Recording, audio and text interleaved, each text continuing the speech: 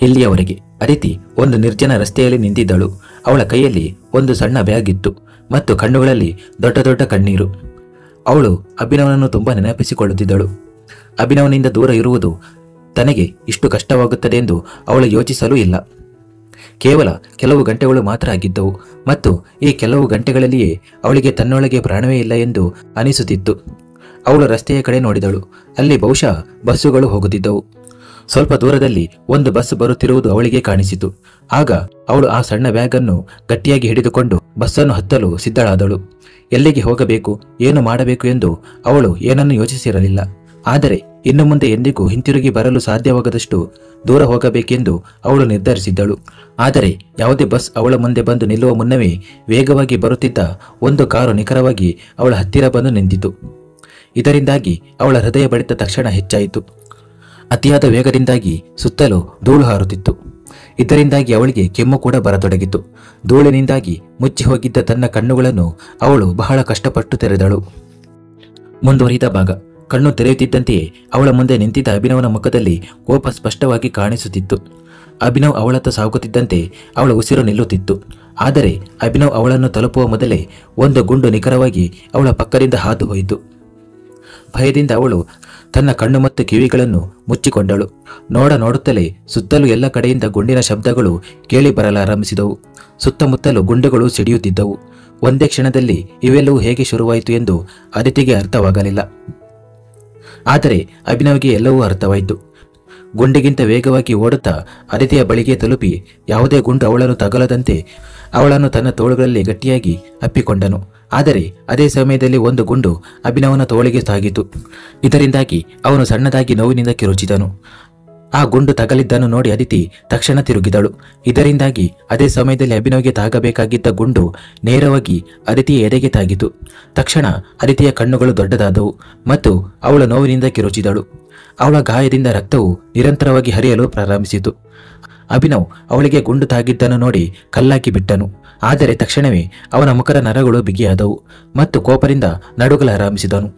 ಅವನ ಕಣ್ಣುಗಳು ಸಂಪೂರ್ಣವಾಗಿ ಕೆಂಪಾಗಿದ್ದವು ಮತ್ತು ಆ ಕಣ್ಣುಗಳಲ್ಲಿ ತೇವ, ನೋವು, ಕೋಪ ಎಲ್ಲವೂ ಸೇರಿಕೊಂಡಿತ್ತು. ಅವನು ತಕ್ಷಣ ಅದಿತಿಯನ್ನು ತನ್ನ ತೋಳಲ್ಲಿ ಎತ್ತಿಕೊಂಡು ಕಾರಿನ ಕಡೆಗೆ ಓಡಿದನು. ಆಗಲೂ ಅವನ ಮೇಲೆ ಮನಸ್ಸೋ ಇಚ್ಛೆ ಗುಂಡಿನ ದಾಳಿ ನಡೆಯುತ್ತಿತ್ತು. ಆದರೆ ಹೇಗೋ ತಪ್ಪಿಸಿಕೊಂಡು ಅವನು ಕಾರಿನ ಬಳಿಗೆ ತಲುಪಿದನು. ಅವನ ತೋಳಿಗೂ ಗುಂಡು ತಗುಲಿತ್ತು. ಇದರಿಂದಾಗಿ ಅವನಿಗೆ ಅಸಹನೀಯ ನೋವು ಆಗುತ್ತಿತ್ತು. ಆದರೆ ಅದಿತಿಯ ನೋವನ್ನು ನೋಡಿ ಆಗುತ್ತಿದ್ದ ನೋವಿನ ಮುಂದೆ ಈ ನೋವು ಏನೂ ಆಗಿರಲಿಲ್ಲ. ಅದಿತಿ ನೋವಿನಿಂದ ಕಿರುಚುತ್ತಿದ್ದಳು. ಅಭಿನವ್ ಅವಳನ್ನು ಸಮಾಧಾನಪಡಿಸಲು ಬಯಸಿದ್ದನು. ಅವಳನ್ನು ತನ್ನ ತೋಳಲ್ಲಿ ಹಿಡಿದುಕೊಂಡು ನಾನು ನಿನಗೆ ಏನೂ ಆಗಲು ಬಿಡುವುದಿಲ್ಲ ಎಂದು ಹೇಳಲು ಬಯಸಿದ್ದನು. ಆದರೆ ಅವನ ಬಳಿ ಅಷ್ಟು ಸಮಯವೂ ಇರಲಿಲ್ಲ. ಅವಳನ್ನು ಸೀಟಿನ ಮೇಲೆ ಮಲಗಿಸುತ್ತಲೇ ಅವನು ಮುಂದಿನ ಡ್ಯಾಶ್ ಬೋರ್ಡ್ನಿಂದ ತನ್ನ ಗನ್ ಹೊರತೆಗೆಯಲು ನೋಡಿದನು. ಆದರೆ ಗನ್ ಸಿಗದೆ ಆಶ್ಚರ್ಯಚಕಿತನಾದನು. ಹೀಗಾಗಲು ಹೇಗೆ ಸಾಧ್ಯ? ಅವನು ಯಾವಾಗಲೂ ಡ್ಯಾಶ್ ಬೋರ್ಡ್ನಲ್ಲಿ ಗನ್ ಇಡುತ್ತಿದ್ದನು. ಇದೆಲ್ಲವೂ ಆಕಸ್ಮಿಕವಾಗಿ ಆಗಿರಲು ಸಾಧ್ಯವಿಲ್ಲ. ಖಂಡಿತವಾಗಿಯೂ ಇದು ಯಾರೋ ಯೋಚಿಸಿ ಮಾಡಿದ ಪಿತೂರಿ ಎಂದು ಅರ್ಥ ಮಾಡಿಕೊಳ್ಳಲು ಅವನಿಗೆ ಹೆಚ್ಚು ಸಮಯ ಹಿಡಿಯಲಿಲ್ಲ. ಅದೇ ಸಮಯದಲ್ಲಿ ಒಂದು ಗುಂಡು ಬಂದು ನಿಖರವಾಗಿ ಅವನ ತಲೆಯ ಬಳಿ ಕಾರಿಗೆ ತಾಗಿತು. ಒಂದು ವೇಳೆ ಅವನು ಕೆಳಗೆ ಬಗ್ಗದಿದ್ದರೆ ಆ ಗುಂಡು ಅವನ ತಲೆಯನ್ನು ಭೇದಿಸಿಕೊಂಡು ಹೋಗುತ್ತಿತ್ತು. ಅವನು ಕೆಳಗೆ ಬಗ್ಗಿದ್ದನು, ಏಕೆಂದರೆ ಅವನು ಒಂದು ಗನ್ನನ್ನು ತನ್ನ ಸೀಟಿನ ಕೆಳಗೂ ಇಡುತ್ತಿದ್ದನು. ಇದು ಯಾರಿಗೂ ಗೊತ್ತಿರಲಿಲ್ಲ ಮತ್ತು ಆ ಗನ್ ಅಲ್ಲೇ ಇತ್ತು. ಅವನು ಬೇಗನೆ ಡ್ರೈವಿಂಗ್ ಸೀಟಿನ ಕಡೆಗೆ ಹೋದನು ಮತ್ತು ಅವನ ಮೇಲೆ ಗುಂಡಿನ ದಾಳಿ ನಡೆಯುತ್ತಿದ್ದಂತೆಯೇ ಅವನು ಕೂಡ ಆ ಗುಂಡಿನ ದಾಳಿಗೆ ಪ್ರತಿಕ್ರಿಯಿಸುತ್ತಿದ್ದನು. ಆದರೆ ಈ ಸಮಯದಲ್ಲಿ ಈ ಎಲ್ಲದಕ್ಕೂ ಪ್ರತಿಕ್ರಿಯಿಸುವುದಕ್ಕಿಂತ ಹೆಚ್ಚಾಗಿ ಅದಿತಿಯನ್ನು ಆಸ್ಪತ್ರೆಗೆ ಕರೆದುಕೊಂಡು ಹೋಗುವುದು ಮುಖ್ಯವಾಗಿತ್ತು. ಆದ್ದರಿಂದ ಅವನು ತಡ ಮಾಡದೆ ಬೇಗನೆ ಕಾರಿನಲ್ಲಿ ಕುಳಿತು ಅಲ್ಲಿಂದ ಕಾರನ್ನು ಓಡಿಸಿದನು. ಪಕ್ಕದ ಸೀಟಿನಲ್ಲಿ ಕುಳಿತಿದ್ದ ಅದಿತಿ ನೋವಿನಿಂದ ಅರಳುತ್ತಿದ್ದಳು. ಅವಳ ಎದೆಯಲ್ಲಿ ತೀಕ್ಷ್ಣವಾದ ನೋವು ಆಗುತ್ತಿತ್ತು. ಅದು ಅವಳ ಮುಖ ಮತ್ತು ಕಣ್ಣುಗಳಲ್ಲಿ ಕಾಣುತ್ತಿತ್ತು ಮತ್ತು ಅವಳನ್ನು ನೋಡಿ ಅಭಿನವ್ಗೆ ಆಗುತ್ತಿದ್ದ ನೋವು ಅವನ ನಡುಗುತ್ತಿದ್ದ ಕೈಗಳು ಮತ್ತು ತುಂಬಿದ ಕಣ್ಣುಗಳಲ್ಲಿ ಅನುಭವಿಸಬಹುದಾಗಿತ್ತು. ಅವನ ಕಾರು ಆ ಕ್ಷಣದಲ್ಲಿ ರಸ್ತೆಯ ಮೇಲೆ ಓಡುತ್ತಿರಲಿಲ್ಲ, ಬದಲಾಗಿ ಗಾಳಿಯಲ್ಲಿ ಹಾರುತ್ತಿರುವಂತೆ ಅನಿಸಿತು ಮತ್ತು ಸುಮಾರು 5-7 ನಿಮಿಷಗಳಲ್ಲಿ ಅವನು ಆಸ್ಪತ್ರೆಯ ಹೊರಗಿದ್ದನು. ಕಾರು ಓಡಿಸುತ್ತಿರುವಾಗಲೇ ಅವನು ಆಸ್ಪತ್ರೆಗೆ ವಿಷಯ ತಿಳಿಸಿದ್ದನು. ಆದ್ದರಿಂದ ಎಲ್ಲವೂ ಸಿದ್ಧವಾಗಿತ್ತು. ಅದಿತಿಯನ್ನು ತಕ್ಷಣವೇ ಆಪರೇಷನ್ ಥಿಯೇಟರ್ಗೆ ಕರೆದೊಯ್ಯಲಾಯಿತು. ಡಾಕ್ಟರ್ ಅಭಿನವನ ಗಾಯಗೊಂಡ ಸ್ಥಿತಿಯನ್ನು ನೋಡಿ ತನ್ನ ಚಿಕಿತ್ಸೆಯನ್ನು ತೆಗೆದುಕೊಳ್ಳಲು ಹೇಳಿದರು. ಆದರೆ ಅಭಿನವ್ ಕೋಪದಿಂದ ಡಾಕ್ಟರ್ನನ್ನು ನೋಡಿ, ಯಾರಿಗೆ ಚಿಕಿತ್ಸೆ ನೀಡಲು ನಿಮಗೆ ಹೇಳಲಾಗಿದೆಯೋ ಅವರಿಗೆ ಚಿಕಿತ್ಸೆ ನೀಡಿ, ಇಲ್ಲವಾದರೆ ನಿಮ್ಮನ್ನು ನೀವೇ ಗುಣಪಡಿಸಿಕೊಳ್ಳಲು ಸಾಧ್ಯವಾಗದಂತೆ ಮಾಡುತ್ತೇನೆ ಎಂದು ಹೇಳಿದನು. ಆ ಸಮಯದಲ್ಲಿ ಅಭಿನವನ ಮುಖದಲ್ಲಿ ಇದ್ದ ಕೋಪ ಮತ್ತು ಅವನ ಸ್ಥಿತಿಯನ್ನು ನೋಡಿ ಯಾರಾದರೂ ನಡುಗುತ್ತಿದ್ದರು. ಹಾಗಿದ್ದ ಮೇಲೆ ಡಾಕ್ಟರ್ನ ಸ್ಥಿತಿ ಏನಾಗಿರಬಹುದು? ಅವನು ತಕ್ಷಣ ಆಪರೇಷನ್ ಥಿಯೇಟರ್ನ ಕಡೆಗೆ ಹೋದನು. ಸರ್, ದಯವಿಟ್ಟು ನಿಮ್ಮ ಸ್ಥಿತಿಯನ್ನು ನೋಡಿ. ಗುಂಡು ನಿಮ್ಮ ತೋಳಿನಲ್ಲಿ ಸಂಪೂರ್ಣವಾಗಿ ಸಿಕ್ಕಿ ಹಾಕಿಕೊಂಡಿದೆ ಮತ್ತು ರಕ್ತ ನಿರಂತರವಾಗಿ ಹರಿಯುತ್ತಿದೆ. ದಯವಿಟ್ಟು ನೀವು ಚಿಕಿತ್ಸೆಯನ್ನು ತೆಗೆದುಕೊಳ್ಳಿ ಎಂದು ಅಭಿನವನ ಮ್ಯಾನೇಜರ್ ಹೇಳಿದನು. ಅವನು ಈಗ ಅಭಿನವನ ಸಂಪೂರ್ಣ ಬಾಡಿಗಾರ್ಡ್ ತಂಡದೊಂದಿಗೆ ಅಲ್ಲಿ ಇದ್ದನು. ಅಭಿನವ್ ಕೋಪದಿಂದ ಅವನ ಕಡೆಗೆ ನೋಡಿದನು ಮತ್ತು ಅವನ ಮುಖಕ್ಕೆ ಜೋರಾಗಿ ಕಪಾಳ ಮೋಕ್ಷ ಮಾಡಿ, ನೀವು ನಿಮ್ಮ ಕರ್ತವ್ಯವನ್ನು ಮೊದಲೇ ನಿರ್ವಹಿಸಿದ್ದರೆ ಇದೆಲ್ಲವೂ ಆಗುತ್ತಲೇ ಇರಲಿಲ್ಲ. ಅದಿತಿಗೆ ಸಣ್ಣ ಗಾಯವೂ ಆಗಬಾರದು ಎಂಬ ಕೆಲಸವನ್ನು ನಿಮಗೆ ವಹಿಸಲಾಗಿತ್ತು.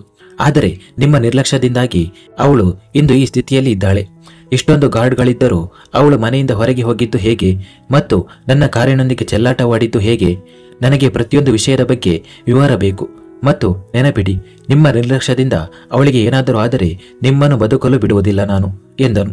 ಒಳಗೆ ಅದಿತಿಯ ಹೃದಯ ಬಡಿತ ನಿಲ್ಲುತ್ತಿದ್ದರೆ ಹೊರಗೆ ಅಭಿನವನ ಹೃದಯ ಬಡಿತ ವೇಗವಾಗಿ ನಡೆಯುತ್ತಿತ್ತು. ಪೂರ್ತಿ ಮುಖ ಮುಚ್ಚಿಕೊಂಡಿದ್ದ ಒಬ್ಬ ವ್ಯಕ್ತಿ ಅಭಿನವ್ ಬಳಿಗೆ ಬಂದನು. ಅವನನ್ನು ಅಭಿನವನ ಮ್ಯಾನೇಜರ್ ಕೂಡ ತಡೆಯಲಿಲ್ಲ ಮತ್ತು ಅವನ ಬಾಡಿಗಾರ್ಡ್ ಕೂಡ ತಡೆಯಲಿಲ್ಲ.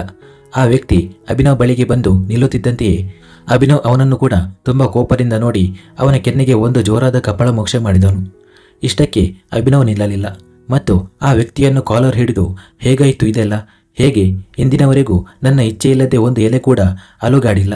ಹಾಗಾದರೆ ಇಂದು ಇಂತಹ ದೊಡ್ಡ ಬಿರುಗಾಳಿ ಹೇಗೆ ಬಂತು? ಅಭಿನವ್ ಖನ್ನಾನನ್ನು ಇಷ್ಟು ಹಗುರವಾಗಿ ತೆಗೆದುಕೊಳ್ಳಲು ಪ್ರಯತ್ನಿಸಿದವರು ಯಾರು? ನನ್ನ ಹೆಂಡತಿಯನ್ನು ಈ ಸ್ಥಿತಿಗೆ ತಂದವನು ಯಾರು ಎಂದು ಕೇಳಿದನು. ಆ ವ್ಯಕ್ತಿ ಈಗಲೂ ತಲೆ ಬಗ್ಗಿಸಿ ನಿಂತಿದ್ದನು.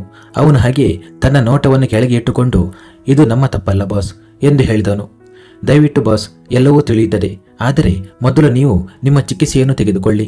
ಅವನ ಮಾತನ್ನು ಕೇಳಿ ಅಭಿನವನ ಕೋಪ ಇನ್ನಷ್ಟು ಹೆಚ್ಚಾಯಿತು ಮತ್ತು ಅವನು ಸಿಟ್ಟಿನಿಂದ ಅವನನ್ನು ತಳ್ಳುತ್ತಾ, ನೀನು ನನ್ನ ಆಳಾಗಿಯೇ ಇರು, ತಂದೆಯಾಗಲು ಪ್ರಯತ್ನಿಸಬೇಡ. ನಾನು ಏನನ್ನು ಮಾಡಬೇಕು ಎಂದು ಏನನ್ನು ಮಾಡಬಾರದು ಎಂದು ನನಗೆ ಗೊತ್ತು. ನೀನು ನಿನ್ನ ಕೆಲಸವನ್ನು ಸರಿಯಾಗಿ ಮಾಡು ಎಂದನು. ಬಾಸ್, ದಯವಿಟ್ಟು ಮ್ಯಾಮ್ ನಿಮ್ಮನ್ನು ಈ ಸ್ಥಿತಿಯಲ್ಲಿ ನೋಡಿದರೆ ಅವರಿಗೂ ನೋವಾಗುತ್ತದೆ. ಅವರಿಗಾಗಿ ಆದರೂ ದಯವಿಟ್ಟು ನಿಮ್ಮ ಚಿಕಿತ್ಸೆಯನ್ನು ತೆಗೆದುಕೊಳ್ಳಿ. ಕೊನೆಗೆ ಅವರನ್ನು ನೀವು ನೋಡಿಕೊಳ್ಳಬೇಕು ಎಂದನು. ಅಭಿನವ್ ಕೋಪದಿಂದ ಅವನ ಕಡೆಗೆ ನೋಡಿದನು ಮತ್ತು ತನ್ನ ಕೈಯನ್ನು ಗೋಡೆಯ ಮೇಲೆ ಜೋರಾಗಿ ಬಡಿದುಕೊಂಡು, ಅವಳಿಗೆ ನನ್ನ ಬಗ್ಗೆ ಕಾಳಜಿ ಇದ್ದಿದ್ದರೆ ನನ್ನನ್ನು ಬಿಟ್ಟು ಹೋಗುತ್ತಿರಲಿಲ್ಲ. ಅವಳು ನನ್ನಿಂದ ಹೇಗೆ ದೂರ ಹೋಗಲು ಸಾಧ್ಯ ಎಂದನು. ಅವನ ಉಸಿರು ವೇಗವಾಗಿ ನಡೆದಿತ್ತು. ಆ ವ್ಯಕ್ತಿ ಅಭಿನವನ ಮ್ಯಾನೇಜರ್ಗೆ ಇಶಾರೆ ಮಾಡಿದನು. ಆಗ ಅವನು ಮುಂದೆ ಬಂದು ಅಭಿನವನನ್ನು ಮತ್ತೊಮ್ಮೆ ಸಮಾಧಾನಪಡಿಸಲು ಪ್ರಯತ್ನಿಸಿದನು. ಅಭಿನವನ ತಲೆಗೆ ಈ ಸಮಯದಲ್ಲಿ ರಕ್ತ ಹರಿತಿತ್ತು. ಅವನಿಗೆ ಇಷ್ಟೇ ಬೇಕಾಗಿತ್ತು. ಈ ಎಲ್ಲದಕ್ಕೂ ಕಾರಣವಾದ ವ್ಯಕ್ತಿಯನ್ನು ಹುಡುಕಬೇಕಿತ್ತು. ಅವನ ಎಲ್ಲ ಶತ್ರುಗಳ ಮೇಲೆ ಅವನಿಗೆ ಅನುಮಾನ ಇತ್ತು, ಆದರೆ ಅವರಲ್ಲಿ ಯಾರೂ ಇದನ್ನು ಮಾಡಿರಲಿಲ್ಲ. ಹಾಗಾದರೆ ಈ ಯುದ್ಧದ ಅಖಾಡಕ್ಕೆ ಈಗಷ್ಟೇ ಇಳಿಯುತ್ತಿದ್ದಂತೆಯೇ ಅಭಿನವ್ಗೆ ಗಾಯವಾಗದ ನೋವನ್ನು ಕೊಟ್ಟವರು ಯಾರು? ಆ ನೋವು ಗಾಯದ ನೋವಿಗಿಂತಲೂ ಹೆಚ್ಚು ಅವನನ್ನು ಹಿಂಸಿಸುತ್ತಿತ್ತು. ಕೊನೆಗೂ ಯಾರು ಆ ಹುಡುಗಿ? ಅವಳಿಗಾಗಿ ಆ ಅಭಿನವ್ ತನ್ನ ಬಗ್ಗೆಯೂ ತಲೆಕೆಡಿಸಿಕೊಳ್ಳಲಿಲ್ಲ. ಅವನು ನಮ್ಮ ಜನರಿಂದ ತಪ್ಪಿಸಿಕೊಂಡು ಆ ಸ್ಥಳದಿಂದ ಹೊರ ಹೋಗಬಹುದಿತ್ತು. ಆದರೆ ಅವನು ಮೊದಲು ಆ ಹುಡುಗಿಯ ಬಳಿಗೆ ಹೋಗಿ ಅವಳನ್ನು ತನ್ನ ತೋಳುಗಳಲ್ಲಿ ಅಪ್ಪಿಕೊಂಡನು ಮತ್ತು ನಂತರ ಆ ಹುಡುಗಿಯೂ ಕೂಡ ಅವನ ಮುಂದೆ ನಿಂತು ಅವನಿಗೆ ತಗಲಬೇಕಾಗಿದ್ದ ಗುಂಡನ್ನು ತನ್ನ ಮೇಲೆ ತೆಗೆದುಕೊಂಡಳು. ಎಷ್ಟು ಅದ್ಭುತವಾದ ದೃಶ್ಯ ಅದು! ಆದರೆ ಅಭಿನವ್ ಖನ್ನಾನ ಪ್ರಾಣವನ್ನು ತನ್ನ ಹಿಡಿತದಲ್ಲಿ ಇಟ್ಟುಕೊಂಡಿರುವ ಆ ಹುಡುಗಿ ಯಾರು ಎಂದು 26-27 ವರ್ಷದ ಒಬ್ಬ ಹುಡುಗ ತನ್ನ ಜಾಗದಲ್ಲಿ ಕುಳಿತು ಎದುರು ನಿಂತಿದ್ದ ಆಳುಗಳನ್ನು ಕೇಳುತ್ತಿದ್ದನು. ಆ ಎಲ್ಲ ಆಳುಗಳು ತಮ್ಮ ತಲೆಗಳನ್ನು ಬಗ್ಗಿಸಿಕೊಂಡಿದ್ದರು. ಇವರು ಇಂದು ಅಭಿನವ್ ಮೇಲೆ ದಾಳಿ ಮಾಡಿದ ಆಳುಗಳು. ಯಾರು ಆ ಹುಡುಗಿ ಎಂದು ನಾನು ಕೇಳಿದೆ ಎಂದು ಆ ಹುಡುಗ ತನ್ನ ಜಾಗದಿಂದ ದಿಢೀರ್ ಎದ್ದು ಕೋಪದಿಂದ ಕೂಗುತ್ತಾ ಕೇಳಿದನು. ಆಗ ಎಲ್ಲ ಆಳುಗಳು ನಿಂತ ಜಾಗದಲ್ಲಿಯೇ ನಡುಗಲು ಪ್ರಾರಂಭಿಸಿದರು ಮತ್ತು ಅವರಲ್ಲಿ ಒಬ್ಬ ಬೇಗನೆ, ಅವಳೇ ಅವನ ಹೆಂಡತಿ ಸರ್ ಎಂದನು. ವಾವ್, ತನ್ನ ಹೆಂಡತಿಯ ಮೇಲೆ ಇಷ್ಟು ಪ್ರೀತಿ! ಆ ಹುಡುಗಿಯಲ್ಲಿ ಏನಾದರೂ ವಿಶೇಷ ಇರಬೇಕು. ಅವಳು ಅಭಿನವ್ ಖನ್ನಾನನ್ನು ತನ್ನ ಹುಚ್ಚನನ್ನಾಗಿ ಮಾಡಿಕೊಂಡಿದ್ದಾಳೆ ಎಂದು ಆ ಹುಡುಗ ನಿಗೂಢವಾದ ನಗುವಿನೊಂದಿಗೆ ಹೇಳಿದನು. ಮತ್ತು ನಂತರ ತನ್ನ ಫೋನ್ನಿಂದ ಯಾರಿಗೋ ಕರೆ ಮಾಡಿ, ನನಗೆ ಅಭಿನವ್ ಖನ್ನಾನ ವೈಯಕ್ತಿಕ ಜೀವನದ ಎಲ್ಲ ವಿವರಗಳು ಬೇಕು, ಅದು ಈಗಲೇ ಈ ಕ್ಷಣದಲ್ಲೇ ಎಂದನು. ಇಷ್ಟು ಹೇಳಿ ಅವನು ಫೋನ್ ಕಡಿತಗೊಳಿಸಿ ಮತ್ತು ನಗುತ್ತಾ, ಕಲ್ಲಿನ ಹೃದಯವನ್ನು ಕರಗಿಸಿದ ಆ ಹೆಣ್ಣು ಯಾರು ಎಂದು ನಾವು ಕೂಡ ನೋಡೋಣ ಎಂದನು. ಇತ್ತ ಅಭಿನವ್ ತನ್ನ ಬೇಬಿ ಡಾಲ್ನ ಸಲುವಾಗಿ ತನ್ನ ಚಿಕಿತ್ಸೆಯನ್ನು ಪಡೆದನು, ಏಕೆಂದರೆ ವಿಷವು ಹರಡಲಾರಂಭಿಸಿತು ಮತ್ತು ಅವನು ಪ್ರಜ್ಞೆ ತಪ್ಪಲಾರಂಭಿಸಿದ್ದನು ಮತ್ತು ಈಗ ಅವನಿಗೆ ಬೇರೆ ದಾರಿ ಇರಲಿಲ್ಲ. ಆದರೆ ಅವನ ಚಿಕಿತ್ಸೆಯು ಅವನ ಷರತ್ತುಗಳ ಮೇಲೆ ನಡೆಯಿತು. ಡಾಕ್ಟರ್ಗಳು ಅವನನ್ನು ಪ್ರಜ್ಞಾಹೀನಗೊಳಿಸದೆ ಅವನ ತೋಳಿನಿಂದ ಗುಂಡನ್ನು ಹೊರತೆಗೆದರು. ಅದರ ನೋವು ಅವನಿಗೆ ತುಂಬಾನೇ ಹೆಚ್ಚಾಗಿತ್ತು. ಈಗ ಅವನ ಎಲ್ಲ ಆಳುಗಳು ಅವನು ಕೊಟ್ಟ ಕೆಲಸದಲ್ಲಿ ನಿರತರಾಗಿದ್ದರು ಮತ್ತು ಅವನು ಆಪರೇಷನ್ ಥಿಯೇಟರ್ನ ಹೊರಗೆ ತನ್ನ ಬೇಬಿ ಡಾಲ್ನ ಶಸ್ತ್ರಚಿಕಿತ್ಸೆ ಮುಗಿಯಲು ಕಾಯುತ್ತಿದ್ದನು. ಅಭಿನವ್ ಆಪರೇಷನ್ ಥಿಯೇಟರ್ನ ಹೊರಗೆ ಕುಳಿತು 3-4 ಗಂಟೆಗಳು ಆಗಿದ್ದವು. ಆದರೆ ಆಪರೇಷನ್ ಥಿಯೇಟರ್ನಿಂದ ಇನ್ನೂ ಡಾಕ್ಟರ್ ಹೊರಗೆ ಬಂದಿರಲಿಲ್ಲ. ಅವನು ತನ್ನನ್ನು ತಾನು ಶಾಂತವಾಗಿ ಇಟ್ಟುಕೊಳ್ಳಲು ಪ್ರಯತ್ನಿಸುತ್ತಿದ್ದನು. ಆದರೆ ಇನ್ನು ಮುಂದೆ ಅವನು ತನ್ನನ್ನು ತಡೆಯಲು ಸಾಧ್ಯವಾಗಲಿಲ್ಲ.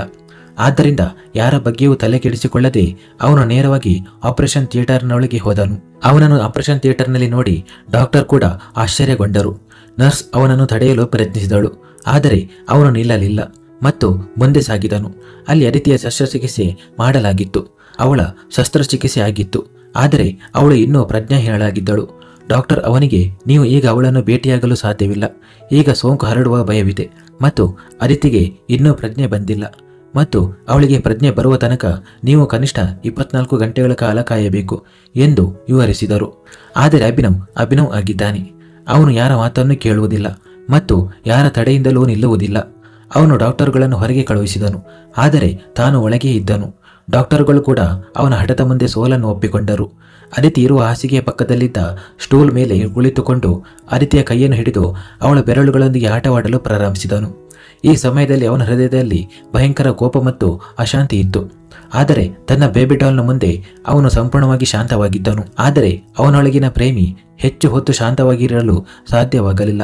ಅವನು ಅದಿತಿಯ ಕೈಯನ್ನು ತನ್ನ ಕೈಗಳಲ್ಲಿ ಗಟ್ಟಿಯಾಗಿ ಹಿಡಿದು, ನೀನು ಯಾರೊದ್ದ ಮಾತನ್ನು ಕೇಳಿ ನನ್ನನ್ನು ಬಿಟ್ಟು ಹೋಗಲು ಯೋಚಿಸಿರುವುದು ತುಂಬ ತಪ್ಪು ಮಾಡಿದೆ. ಯೋಚಿಸುವುದು ಮಾತ್ರವಲ್ಲ, ನಾನು ಸಮಯಕ್ಕೆ ಸರಿಯಾಗಿ ನಿನ್ನನ್ನು ತಲುಪದೇ ಇದ್ದಿದ್ದರೆ ನೀನು ನನ್ನನ್ನು ಬಿಟ್ಟು ಹೋಗಿರುತ್ತಿದ್ದೆ. ಆದರೆ ಒಂದು ವಿಷಯವನ್ನು ನಿನ್ನ ಚಿಕ್ಕ ಮನಸ್ಸಿನಲ್ಲಿ ಇಟ್ಟುಕೋ. ಈ ಜಗತ್ತಿನ ಯಾವ ಮೂಲೆಯಲ್ಲಿ ನೀನು ಹೋದರೂ ಅಭಿನವ್ ಖನ್ನಾ ನಿನ್ನ ಮುಂದೆ ಮತ್ತು ನಿನ್ನ ಜೊತೆ ಇರುತ್ತಾನೆ. ಈಗ ಇದನ್ನು ನನ್ನ ಅಗತ್ಯ ಎಂದು ತಿಳಿದುಕೋ ಅಥವಾ ಪ್ರೀತಿ ಎಂದು ತಿಳಿದುಕೋ.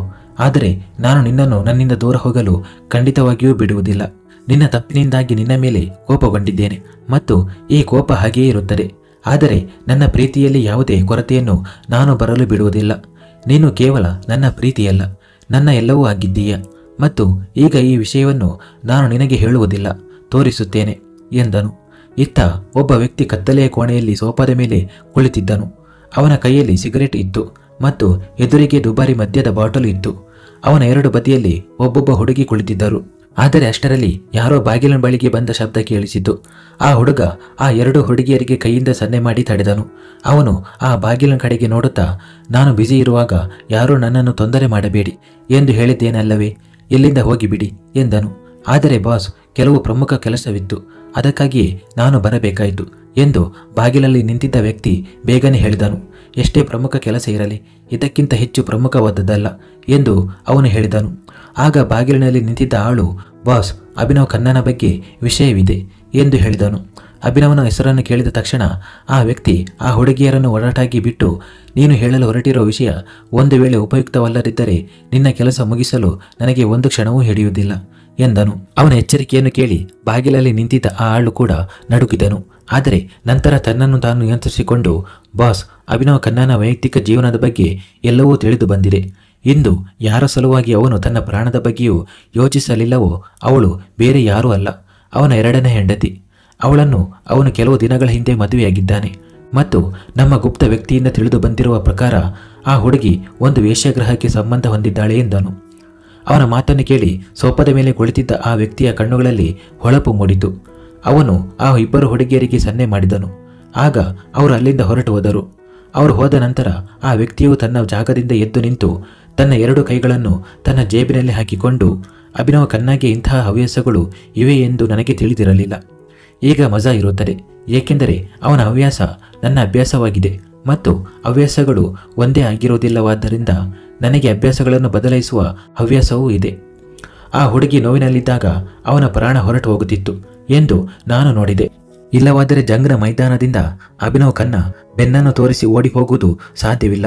ಈಗ ಅವನ ಪ್ರಾಣ ಯಾರಾದ ಒಳಗೆ ನೆಲೆಸಿದ್ದರೆ ಆ ಪ್ರಾಣವನ್ನು ನನ್ನ ಹಾಸಿಗೆ ಮೇಲೆ ತಂದು ಸ್ವಲ್ಪ ಆಟವಾಡಬೇಕೆಂದು ನನಗೂ ಅನಿಸುತ್ತಿದೆ.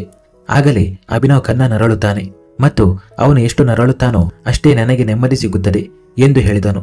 ಹೇಳುತ್ತಾ ಆ ವ್ಯಕ್ತಿ ಜೋರಾಗಿ ನಗುತ್ತಿದ್ದನು. ಮನಿಷಾ, ರೋಹಿಣಿ ಮತ್ತು ನಿಯತಿ ಮೂವರು ಹಾಲ್ನಲ್ಲಿ ಕುಳಿತು ಜೋರಾಗಿ ನಗುತ್ತಿದ್ದರು. ನಾನು ಕೇವಲ ತಮಾಷೆ ಮಾಡಿದ್ದೆ. ಆದರೆ ನನ್ನ ತಮಾಷೆಯನ್ನು ನಿಜವೆಂದು ನಂಬಿ ಆ ಅದಿತಿ ನಿಜವಾಗಿಯೂ ಇಲ್ಲಿಂದ ಓಡಿ ಹೋದಳು. ಮೊದಲು ಇದು ಇಷ್ಟು ಸುಲಭ ಎಂದು ತಿಳಿದಿದ್ದರೆ ಇಷ್ಟು ಸಮಯ ಹಿಡಿಯುತ್ತಿರಲಿಲ್ಲ ಎಂದು ಮನಿಷಾ ಮತ್ತೊಮ್ಮೆ ನಗುತ್ತಾ ಹೇಳಿದಳು ಮತ್ತು ತನ್ನ ಮಾತನ್ನು ಹೇಳಿ ಚಪ್ಪಾಳೆ ತಟ್ಟಲಾರಂಭಿಸಿದಳು. ರೋಹಿಣಿಯವರು ಕೂಡ ಅವಳ ಮಾತನ್ನು ಕೇಳಿ ನಕ್ಕು, ಇಂದು ಮೊದಲ ಬಾರಿಗೆ ನೀನು ಏನಾದರೂ ಒಳ್ಳೆಯ ಕೆಲಸ ಮಾಡಿದ್ದೀಯ.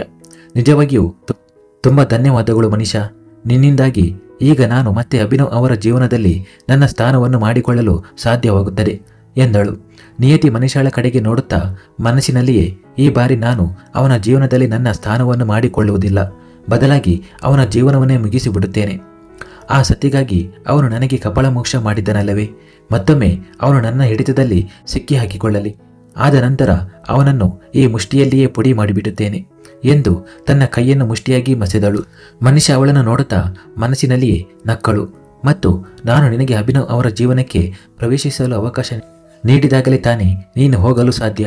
ಅದಿತಿಯನ್ನು ನಾನು ಈ ಮನೆಯಿಂದ ಹೊರಹಾಕಲು ಸಾಧ್ಯವಾದರೆ ನಿನ್ನನ್ನು ಹೊರಹಾಕುವುದು ಕಷ್ಟವಲ್ಲ. ನಂತರ ಮತ್ತೆ ಅಭಿನವ್ ಮತ್ತು ಅವನ ಪ್ರತಿಯೊಂದು ವಿಷಯದ ಮೇಲೆ ನನ್ನದೇ ಆಡಳಿತ ನಡೆಯುತ್ತದೆ ಎಂದಳು. ಆದರೆ ಅವಳ ಕನಸುಗಳು ಒಂದೇ ಕ್ಷಣದಲ್ಲಿ ನುಚ್ಚು ನೂರಾದವು. ಯಾರೋ ಅವಳ ಕೈಯನ್ನು ಹಿಡಿದು ಎಳೆದು ಮುಂದಿನ ಕ್ಷಣದಲ್ಲಿ ಅವಳ ಕೆನ್ನೆಗೆ ಒಂದು ಜೋರಾದ ಕಪಾಳ ಮೋಕ್ಷ ಮಾಡಿದರು. ನಿಯತಿ ಮತ್ತು ರೋಹಿಣಿಯವರು ಕೂಡ ಆಶ್ಚರ್ಯಚಕಿತರಾಗಿ ನಿಂತರು. ಈಗಲೇ ನಿಮ್ಮ ಸಾಮಾನುಗಳನ್ನು ಪ್ಯಾಕ್ ಮಾಡಿ ಮತ್ತು ಈ ಮನೆಯಿಂದ ಹೊರ ಹೋಗಿ ಎಂದು ಅಭಿನವ್ ಕೋಪದಿಂದ ನಡುಗುತ್ತಾ ಹೇಳಿದನು. ಆದರೆ ಮನಿಷಾ ಇನ್ನು ತನ್ನ ಕೆನ್ನೆಯ ಮೇಲೆ ಕೈ ಇಟ್ಟುಕೊಂಡು ತನ್ನ ಕಿವಿಯಲ್ಲಿ ಹಾಕುತ್ತಿದ್ದ ಟುನ್ ಟುನ್ ಶಬ್ದವನ್ನು ಅನುಭವಿಸುತ್ತಿದ್ದಳು. ಅಭಿನವ್, ಇದು ಯಾವ ರೀತಿ ವರ್ತನೆ ನಿನ್ನದು ಎಂದು ರೋಹಿಣಿಯವರು ಕೋಪದಿಂದ ಕೂಗಿದರು ಮತ್ತು ನಂತರ ನೀನು ಹೀಗೆ ಏಕೆ ವರ್ತಿಸುತ್ತಿದ್ದೀಯಾ ಎಂದು ಹೇಳಿದರು. ಹೋ ನಿಜವೇ, ಈಗಲೂ ನಾನು ನಿಮಗೆ ಉತ್ತರ ಕೊಡಬೇಕೇ? ನನ್ನ ಮನೆಯಲ್ಲಿಯೇ ಇದ್ದುಕೊಂಡು ನನ್ನ ಹೆಂಡತಿಗೆ ತೊಂದರೆ ಕೊಡಲು ಹೊರಟಿದ್ದೀರಿ. ನನ್ನ ಸ್ಥಳದಲ್ಲಿಯೇ ಬದುಕುತ್ತಾ ನನ್ನ ವಿರುದ್ಧವೇ ಪಿತೂರಿ ಮಾಡುತ್ತಿದ್ದೀರಿ ಮತ್ತು ನಿಮ್ಮ ಈ ಕೀಳು ಮಟ್ಟದ ಪಿತೂರಿಗಳಿಂದಾಗಿ ಅವಳು ನನ್ನನ್ನು ಬಿಟ್ಟು ಹೋಗಿದ್ದಾಳೆ ಮತ್ತು ಇಂತಹ ತೊಂದರೆಯಲ್ಲಿ ಸಿಕ್ಕಿ ಹಾಕಿಕೊಂಡಿದ್ದಾಳೆ. ಇದೇ ಕಾರಣದಿಂದಾಗಿ ಇಂದು ಅವಳು ಆಸ್ಪತ್ರೆಯಲ್ಲಿ ಪ್ರಜ್ಞಾಹೀನಳಾಗಿ ಬಿದ್ದಿದ್ದಾಳೆ. ಆದರೂ ನಾನು ನಿಮ್ಮ ಮುಂದೆ ನನ್ನ ವರ್ತನೆಯನ್ನು ನಿಯಂತ್ರಿಸಿಕೊಳ್ಳಬೇಕೇ? ಹಾಗಿದ್ದರೆ ಕ್ಷಮಿಸಿ, ಈಗ ತುಂಬ ಆಗಿದೆ, ಇದನ್ನು ನಾನು ಇನ್ನು ಸಹಿಸಲು ಸಾಧ್ಯವಿಲ್ಲ ಎಂದು ಅಭಿನವ್ ಮತ್ತೆ ಕೋಪದಿಂದ ಹೇಳಿದನು. ಆದರೆ ರೋಹಿಣಿ ಮತ್ತು ನಿಯತಿಗೆ ಇದು ಅರ್ಥವಾಗುತ್ತಿರಲಿಲ್ಲ. ಅದಿತಿ ಆಸ್ಪತ್ರೆಯಲ್ಲಿದ್ದಾಳೆ ಎಂದು ತಿಳಿದು ಆಶ್ಚರ್ಯಪಡಬೇಕೆ, ಅಥವಾ ಏಕೆ ಆಸ್ಪತ್ರೆಗೆ ಹೋದಳು ಎಂದು ದುಃಖ ಪಡಬೇಕೆ, ಅಥವಾ ಅವಳು ಏಕೆ ನೇರವಾಗಿ ಸಾಯಲಿಲ್ಲ ಎಂದು ಖುಷಿ ಪಡಬೇಕೆ? ಅಭಿನವ್ ಈಗ ನಿಯತಿಯ ಕಡೆಗೆ ತಿರುಗಿ ಅವಳನ್ನು ಸಂಪೂರ್ಣವಾಗಿ ಭಾವಶೂನ್ಯ ಮುಖದೊಂದಿಗೆ ನೋಡಿದನು. ನಮ್ಮಿಬ್ಬರ ಮದುವೆ ಸಂಬಂಧ ಕೊನೆಗೊಂಡಿದೆ ಮತ್ತು ಅದರ ಜೊತೆಗೆ ಸ್ನೇಹವೂ ಸಹ, ಏಕೆಂದರೆ ನನ್ನ ಹೆಂಡತಿಗೆ ಇಷ್ಟವಾಗದ ಕೆಲಸವನ್ನು ನಾನು ಖಂಡಿತವಾಗಿಯೂ ಮಾಡುವುದಿಲ್ಲ ಎಂದನು. ಮುಂದುವರಿಯುವುದು.